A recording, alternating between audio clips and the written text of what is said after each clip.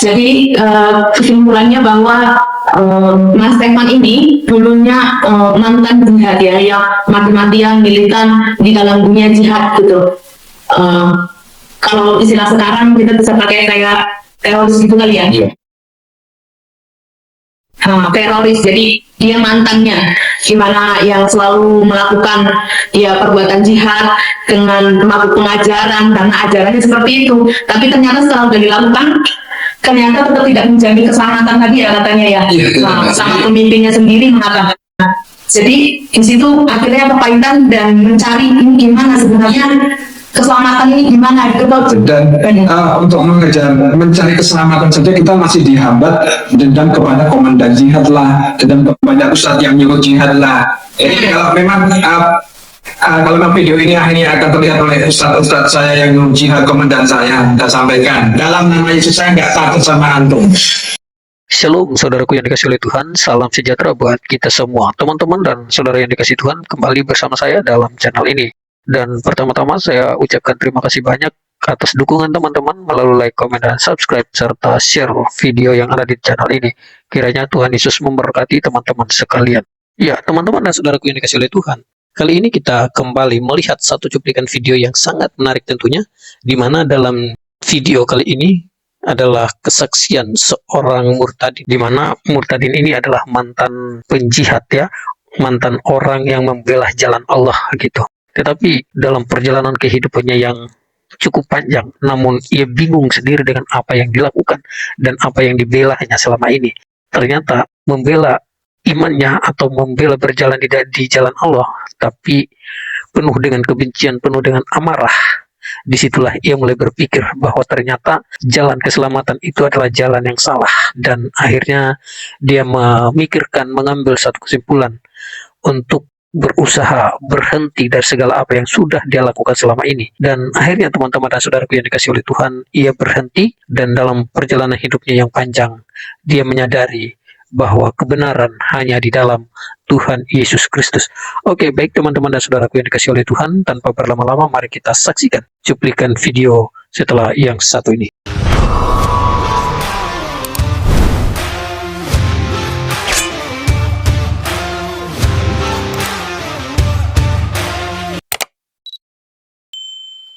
Ibu Tumbar dulu kali ya, oke. Iya. Gimana Bu, waktu pertama-tama coba Ibu jelaskan dulu, Ibu itu backgroundnya seperti apa, dari keluarga apakah sudah lama sudah menjadi Kristen atau belum gitu? Jadi menjadi pengikut Kristus itu 2011 dan tepatnya bulan Juni, tanggal 10 Juni 2011 ya. Setelah latar belakang saya agama Islam, dulu sebagai guru beberapa orang yang belajar membaca Al-Quran. Kebetulan saya atau ya dikatakan seperti itu bisa, cuma saya lebih untuk biar mengerti apa namanya bacanya itu loh. Kadang kan panjang pendeknya kadang mereka nggak ngerti, bisa baca tapi untuk panjang pendeknya kadang nggak paham. Kalau di dalam ya baca Al-Quran gitu ya, seperti itu. Jadi saya ngajar beberapa, bahkan ada beberapa kiai, mereka banyakan apalah. Apalah? Kalau yang dari NU saya percaya, tapi kalau yang dari bukan lulusan pondok itu mereka nggak paham panjang pendek atau hafalan kok. Nah saya mengajak beberapa orang ya biar bener nih moco istilahnya gitu, seperti itu. Itu ada beberapa murid yang istilahnya kesebut kiai karena mereka ngajar di pengajian. Kalau sudah bagi pengajian juga namanya dari Ustaz atau dari seperti itu. Tapi ya banyak aja itu. Ya walaupun saya percaya banyak yang lulusan pondok ya, tapi ada beberapa kenyataannya itu memang belum bisa membaca secara benar. Waktu itu Ibu juga yang ngajarin itu mereka? Yang ngajar baik. Berarti guru di atas guru ya dia bilang. Karena guru aja guru gitu. Cuma dia tentang aja bacanya gitu loh. Jadi saya kadang kalau pengajian waktu itu kok bacanya kok keliru ini pada risih gitu loh. Terus sebetulnya bisa baca Al-Quran nggak sih saya gitu, terus saya nggak paham, lah pantas salah, panjang pendeknya itu salah gitu. Nah dari juga enggak masalah ya. Jadi ya saya ada beberapa yang cuma hafal. Jadi saya pergi waktu itu untuk ini loh baca yang bener tuh ini gitu loh. Nah saya nyalake untuk bacanya benar. Misalnya kalau panjang pendeknya salah ya artinya salah, dicampur aduk seperti itu. Ya berarti kumpulannya Ibu Sumbar ini seorang guru ya, guru yang mengajari tentang Al-Quran sampai detail cara baca dan artinya ya. Ya. Dan banyak juga yang Ustaz belajar juga untuk Ya. mengerti itu ya. Yang Ustaz hafalan Ya, ya. Ustaz hafalan ya. Wow. Ya, kalau misalnya dengan namanya Mas Stefan. Ya. Oke, Mas Stefan gimana Mas Stefan? Shalom untuk semuanya. Salam sejahtera, damai dalam hidup. Setelah kita di dalam Tuhan, kedamaian itu nyampe. Amin. Oke. Berbeda dengan beliau itu tentang berbeda dengan saya. Saya tercetak kalau terlahirnya ya sama ya di kawasan yang sangat agamis, yang sangat anarkis. Ini saya tidak mau menyebut satu nama merek, tapi saya merek agama saya tidak mau sebut. Dan saya hanya akan menyebut satu lahir di lingkungan yang sangat anarkis. Segala sesuatu dari bahasa budaya mindset atau cara pikir kita selalu diajarkan untuk dipanggil orang tua dan sebagainya. Ya artinya sejak dari kecil karena memang kita dengan keluarga yang seperti itu, setelah dengan keluarga yang begitu, maka ya ilmu pertama yang harus saya bisa kuasai adalah ilmu tahun kesor nanti falagoh, yaitu adalah politik ilmu baca tulis berharap, kemudian menafsirkan, mengartikan, menafsirkan, kemudian sampai memahami, kemudian sampai ke tingkat praktek.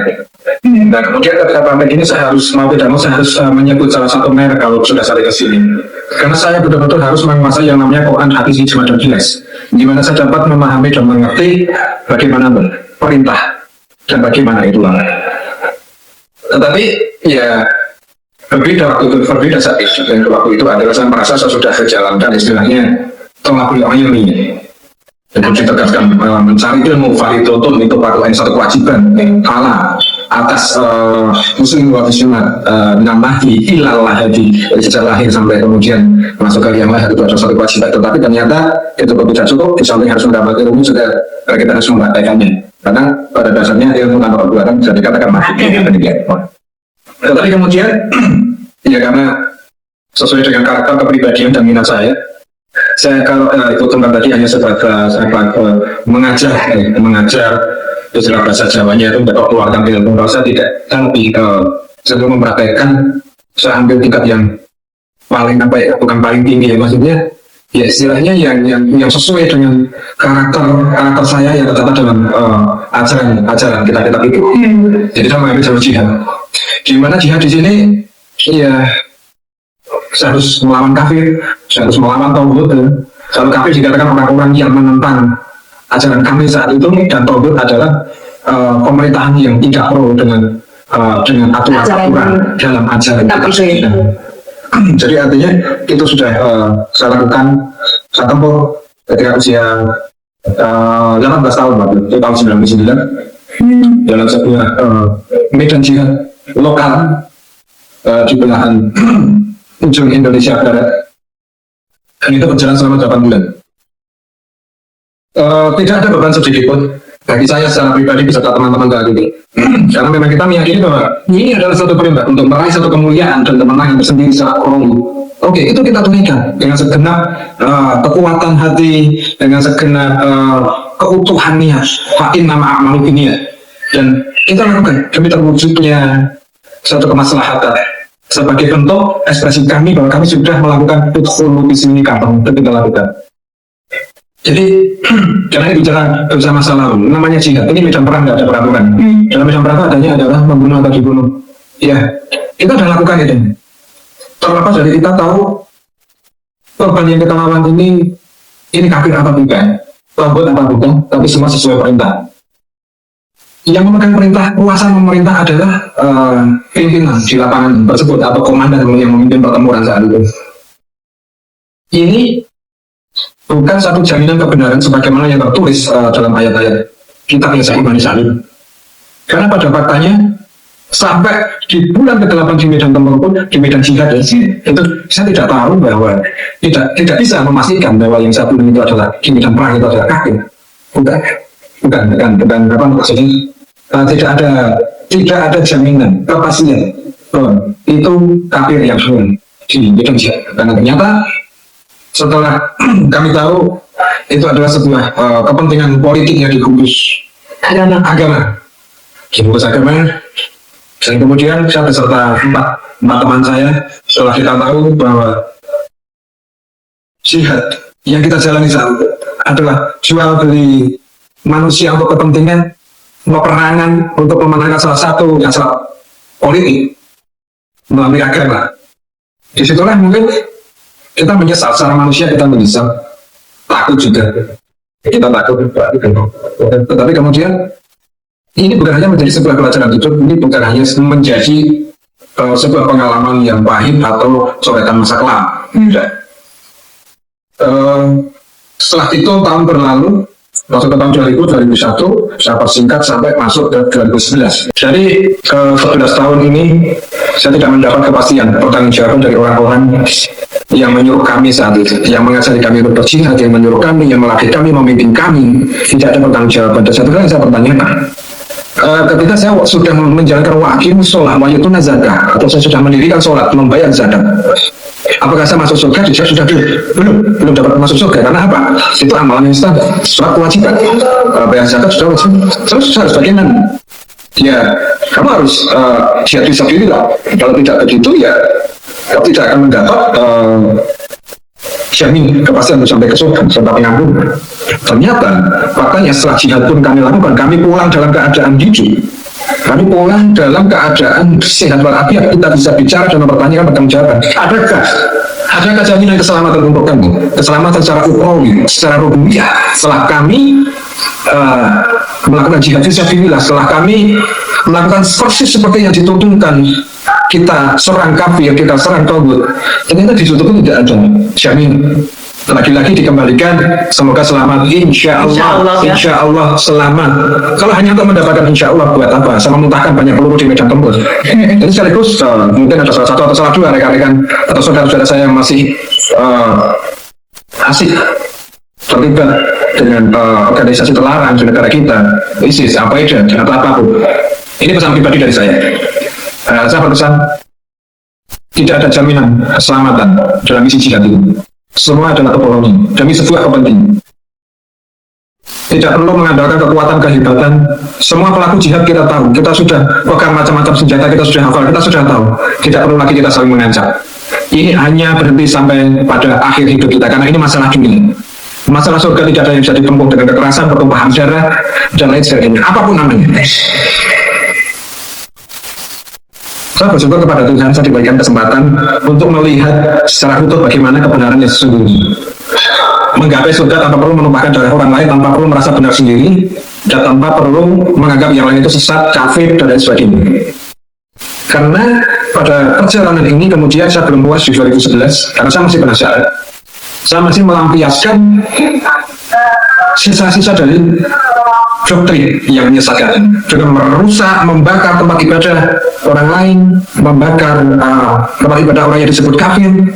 Tetapi apa yang saya dapat? Bukan ketenangan, bukan kejamaian, tapi semacam dikejar oleh satu dosa kesalahan yang siang malam terus menghantui, baik kondisi sadar ataupun tidak sadar, dia terus mengejar saya.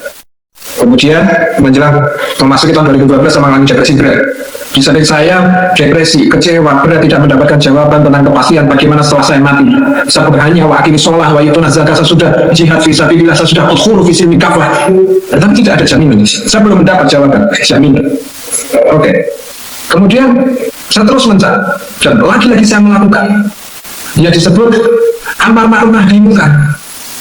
Tetapi yang saya dapat seperti itu lagi, berbanyak ketentraman dan kedamaian. Kemudian awal 2012 saya masuk ke dalam satu hutan, saya hidup di situ,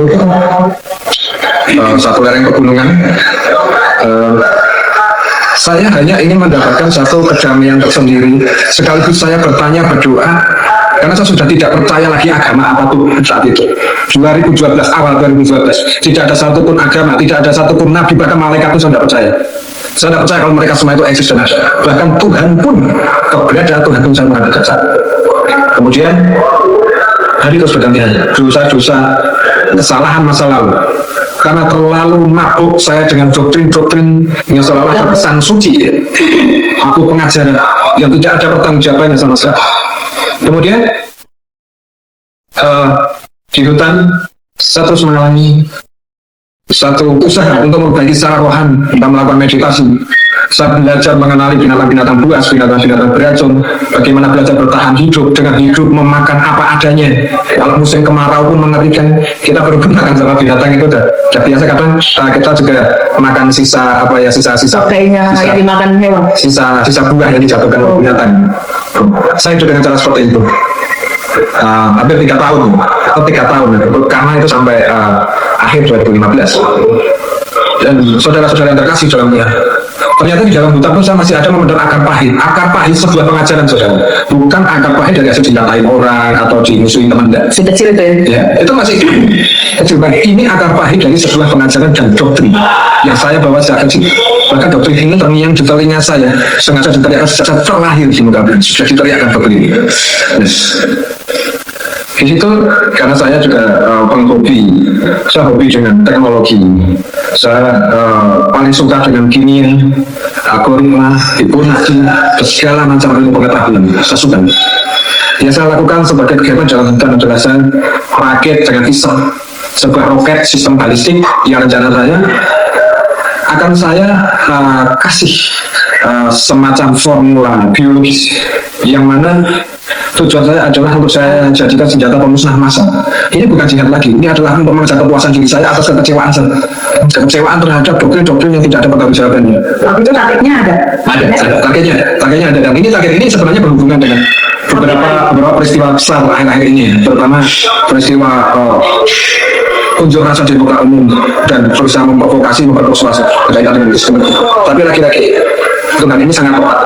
Tuhan tidak pernah meleset dalam memperhitungkan waktu, tidak pernah meleset dalam mengambil satu tindakan. Andai saja Tuhan meleset, mungkin kalau hanya saya melihat teroris melakukan bom bunuh diri, itu hanya hal fisika.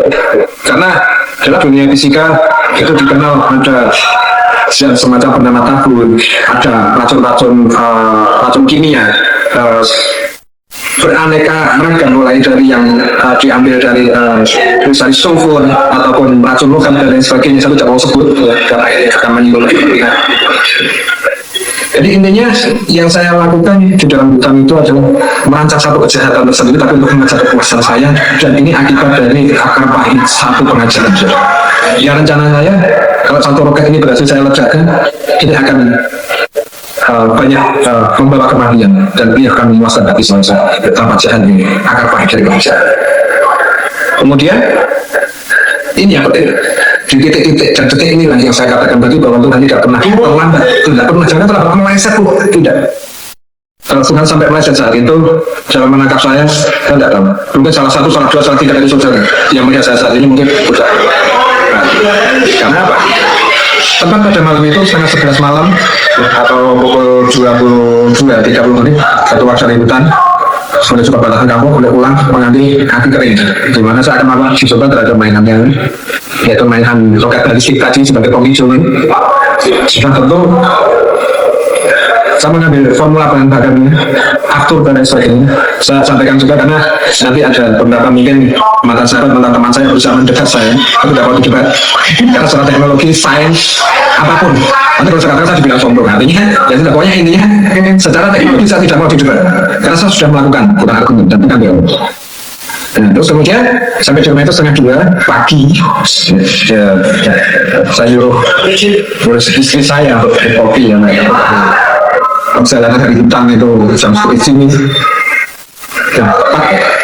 Hanya setelah beberapa detik ketika itu saya masuk ke dapur kiri, hanya perhitungan antara 2-3 detik. Sebelah kanan saya tiba-tiba muncul satu sosok yang saat itu muncul dengan bentuk tubuh manusia. Dan saya pikir ini siapa? Saya tidak mengenal apa saya. Terus kemudian mulai mengeluarkan cahaya, mulai terang, mulai bercahaya kayak neon ya, lampu neon gitu. Terus seluruh tubuhnya mengeluarkan cahaya. Lama-kelamaan cahaya ini yang menyentuh kulit saya ini nyetrum, mengeluarkan arus. Kalau arus DC enggak, ini arus AC. Secara hukum voltase, satu voltase ini arus AC dan lebih dari 220 volt atau 220 lebih dari itu. Berarti besar ya? Besar. Ini sengat matahari kali ya? Sebakar gitu, kayak kebakar kesetrum. Tapi roket nyamuk itu sudah gede, lebih busi mobil atau busi motor yang 2 tak ya, busi motor yang 2 tak ukurannya itu. Gede banget itu ya? Jadi inilah sinar dari tubuh ini, tubuh yang mengeluarkan sinar ini, sinarnya ini ketika mengenai tubuh fisik. Itu kita meresponnya ini sebagai sengat listrik. Nah, kemudian ini sangat menyakitkan sekali. Meskipun ini hanya 11 detik. 11 detik. Dari mana saya tahu juga sih? Kalau kembali ke awal kesaksian saya, Jimmy dan Jessa seorang sniper saja. Jadi sampai kebiasaan itu sampai siang berjalan. Ketika ada peristiwa apapun di sana, tiba-tiba ada tugas jatuh depan saya, itu jatuh satu langsung terus satu, dua, tiga. Keren banget ya. Artinya ada anak tersebut. Saya yakin Karena terbiasa itu. saudara-saudara kita di dalam Tuhan yang mungkin di kepolisian bagian Brimob ya, Brimob atau mungkin yang di angkatan darat di TNI yang sering berlatih, terutama yang sniper ya, yang pokoknya tiap hari 55 kilometer tahu lah urusan ini. Jadi bagaimana ketika terjadi sesuatu yang mengejutkan itu jantung kita menghitung kayak ada stopwatch Otomatis gitu ya. timing seperti ini. Nah, durasi yang 11 detik inilah satu sosok ini hanya berkata inilah aku. Dia tidak berkata lebih, hanya mengatakan inilah. Dia tidak marah. Dia juga tidak berekspresi angkuh atau Itu saat pencarian jati diri nanti ya. itu posisi sudah di mengambil aki kering ini ya, mengambil aki kering untuk uji coba senjata yang rencana untuk Jangan meledakkan itu macet. dan ternyata meskipun dari sejak kecil sampai dewasa, inilah sosok yang saya benci, inilah sosok yang pengikutnya saya musuhi, inilah sosok yang dipuji, dipuja, disembah oleh orang Kristen. Kok saya tahu? Gini saudara, saya mengalami sendiri. Saya benci yang namanya satu Yesus dua saling tiga gereja, saya benci. Artinya saya sudah melakukan jihad dengan begitu semangat dan begitu ringan. Saya sudah merusak, membakar beberapa tempat-tempat orang-orang yang sangat kafir saya. Itu artinya betapa besar kebencian saya terhadap sosok ini. Yang ingin saya saksikan saudara, secara pribadi saya mengalami, saya bertemu dengan sosok ini, sehingga penuh kekuasaan. Bagi saya itu sudah penuh.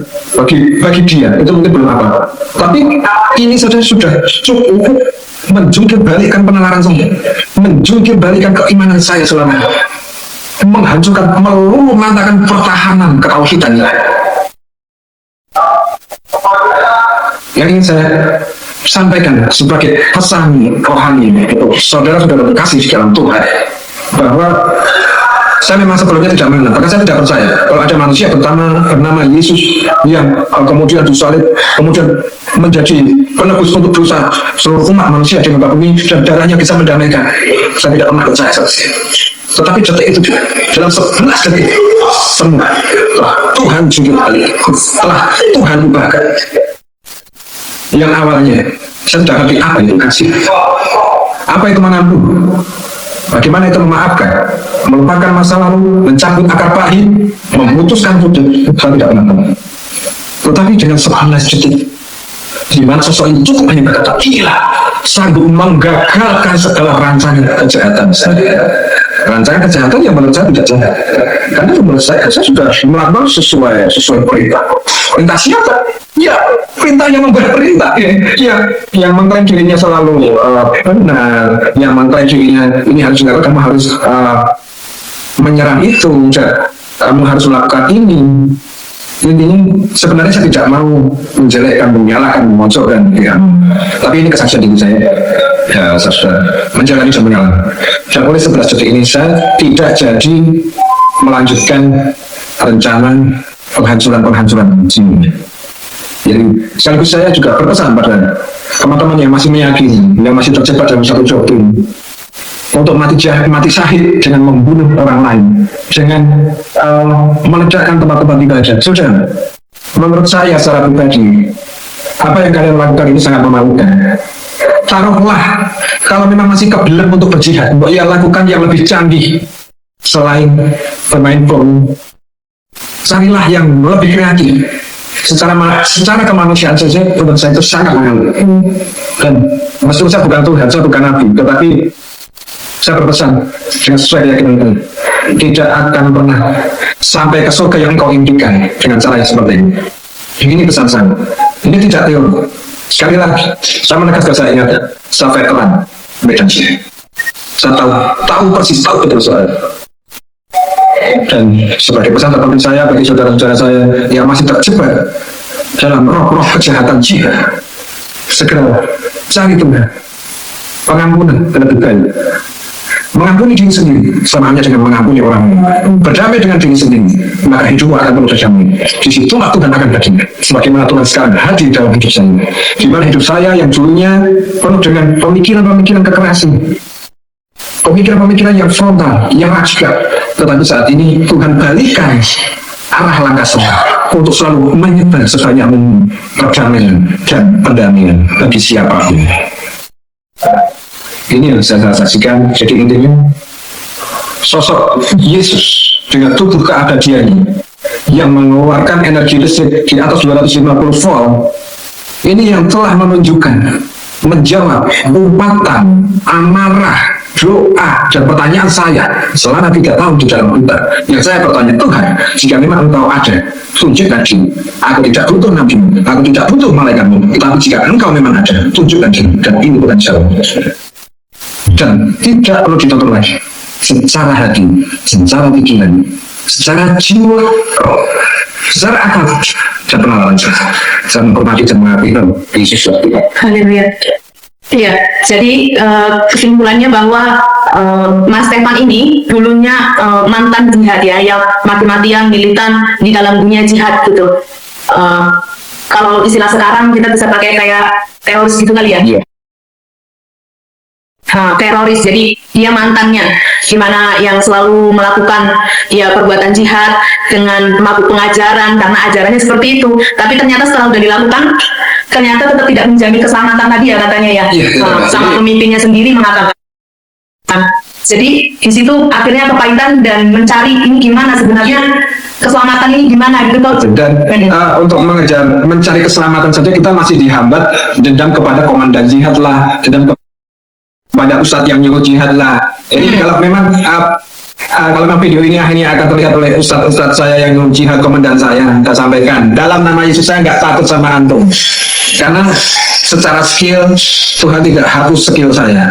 Jadi saya masih penuh dengan kecepatan, tapi tidak akan saya gunakan untuk kemuliaan Tuhan. Ini untuk kemuliaan nama Tuhan, ini untuk mengasihi sesama, bukan untuk menteror, bukan untuk melaksanakan ajaran-ajaran antum yang mengkeras. Haleluya. Jadi dalam 3 tahun yang merasa bahwa ini kok seperti ini gitu kan, karena dia sudah lakukan segala sesuatu tapi ternyata tidak ada juga keselamatan, sampai akhirnya dia marah. Sebenarnya di mana? Marah sama agama, marah sama ajaran, marah sama semua yang mengajarkan juga ya. Marah sama diri sendiri. Sama diri sendiri. Bahkan merasa marah sama Tuhan. Tuhan itu yang mana? Jadi dalam detik-detik terakhirnya itu Mas Stefan dia berdoa, memang dia tidak memakai nama Tuhan siapapun, pokoknya Tuhan gitu, tidak label sama siapapun. Tuhan yang menciptakan alam ini, dan ternyata malah Yesus yang menampakkan diri kepada Mas Stefan sendiri. Artinya ya memang Yesus itu Tuhan dan dia menyatakan dirinya gitu ya. Menyatakan dirinya. Kenapa? Real. Bukan mimpi. Jadi memang real, mata ketemu mata, dia melihat wujud Tuhan Yesus itu sendiri. Dan kenapa bisa Mas Stefan tahu? Karena itu udah secara logika ya, seorang yang diciptakan pasti mengenal siapa yang menciptakan, itu aja sih. Jadi kalau misalnya kita ada yang nonton ini mungkin bertanya, kok bisa tahu dia Tuhan Yesus? Ya memang roh itu sendiri mengatakan bahwa ini Tuhan gitu ya. Otomatis kita mengenali. Tanpa dia memperkenalkan diri, saya ini enggak. Iya. Dia hanya bilang, inilah hanya itu kok yang dia kata. Iya, dan kita langsung connect gitu. Karena kan kita tahu sendiri ya bahwa kita diciptakan sama Tuhan, mau Tuhan apalah yang istilahnya yang jelas Tuhan yang menciptakan langit dan bumi, pencipta satu-satunya. Nah, jadi secara otomatis yang diciptakan mengenal siapa yang menciptakan, ya Thomas. Nah, itu dia, luar biasa ya. Jadi memang ada cara Tuhan. Mungkin tidak semua yang nonton ini mengalami perjumpaan dengan Tuhan, tapi kita berharap dengan adanya video ini, mari kita siapapun kita, apalagi yang kita terkhususkan orang-orang yang Kristen ya, jangan menjadi seorang Kristen yang tidak mengalami Tuhan. Jangan sampai orang yang justru di luar sana yang mengalami Tuhan seperti Mas sama Ibu ini gitu ya. Mereka mengalami Tuhan sedangkan kita enggak gitu. Ya, baik saudara-saudara sekalian, sesuatu hal yang paling baik dan sangat baik adalah ketika seseorang menyadari apa yang dia lakukan selama ini, yang dianggapnya sebagai suatu kebenaran, dan ternyata itu salah. Tetapi ketika ia sadar bahwa apa yang dia lakukan itu salah, ia lekas berbalik kepada jalan yang benar. Satu hal juga yang paling nahas adalah ketika seseorang yang dia sudah tahu bahwa apa yang dilakukan itu adalah hal yang salah, tetapi tidak mau bertobat, itu adalah suatu hal yang sangat menyedihkan. Ya, dalam kata kasarnya itu namanya kurang ajar. Kenapa? Karena tidak menyadari bahwa apa yang dia lakukan adalah suatu hal yang salah, namun ngotot mempertahankan dirinya bahwa ia tetap berada pada jalan yang benar. Hal yang sama yang dilalui oleh seorang mujahidin ini adalah ketika dia sadar, artinya ia benar-benar melakukan suatu hal yang baik untuk memperbaiki diri, untuk memperbaiki kesalahan-kesalahan masa lalu yang ia lakukan. Dan ini adalah suatu hal yang sangat-sangat baik adalah ketika dia menyadari bahwa ternyata apa yang dia lakukan selama ini dan sudah berlarut-larut dia melakukan kesalahan demi kesalahan dalam jihad-jihad yang dia lakukan. Namun pada akhirnya hatinya juga lembut dan mulai meninggalkan sesuatu hal yang tidak berguna itu dan menyadari dan pilih cari ketenangan jiwa, dan akhirnya pun ia menemukan ketenangan jiwa di dalam Kristus. Nah, teman-teman dan saudaraku yang dikasihi oleh Tuhan, mungkin salah satu di antara kita juga adalah orang yang seperti dia. Mungkin saja kita tidak melakukannya secara fisik, tetapi dalam hati, dalam pikiran, perkataan, kita juga mungkin adalah bagian dari orang yang jihad. Tetapi tahukah saudara bahwa ketika kita sadari akan setiap perbuatan-perbuatan yang keliru, yang salah itu, maka di situ ada penyesalan yang sungguh sangat amat dalam. Dan ketika kita mulai sadar, disitulah kita mulai memikirkan cara bagaimana kita harus melewati itu. Kenapa? Karena sudah terlanjur dan bahkan sudah jauh kita lakukan. Kita jauh melangkah untuk melakukan hal-hal yang tidak berkenan di hadapan Tuhan. Namun ketika kita sadar, akhirnya di situ Tuhan mulai ungkapkan, mulai buka satu demi satu kesalahan-kesalahan masa lalu kita untuk kita sadari. Dan di sanalah kita mulai bertekuk lutut di hadapan Tuhan dan mencari kebenaran yang sejati. Seperti itulah kira-kira teman-teman dan saudara sekalian yang dialami oleh seorang mantan jihad ini, mujahidin ini. Dan akhirnya dia bertobat, dia siap memikul salib dan menjadi pengikut Kristus yang setia. Kiranya Tuhan Yesus memberkati teman-teman dan saudara-saudara sekalian. Shalom.